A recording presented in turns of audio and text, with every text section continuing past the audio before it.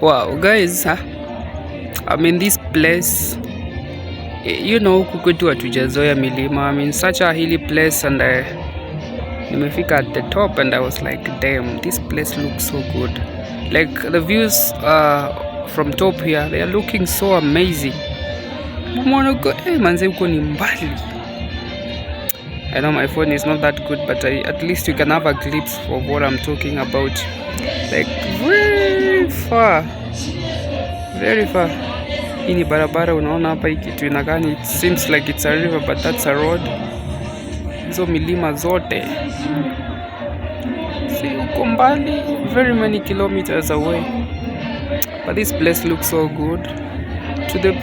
Those people that love adventure, those love going for hiking, you know, this is an ideal place. Personally, that's what I did.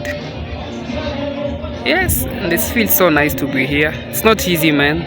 Kupanda hizi milima mpaka ufike hapa juu, utoto ulimi yote manzi. But wow, the place looks so good. So watu huku milimani, they enjoy such nice views.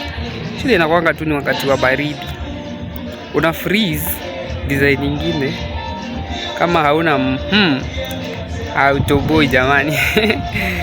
But today it's sunny actually, that's why the weather is so good.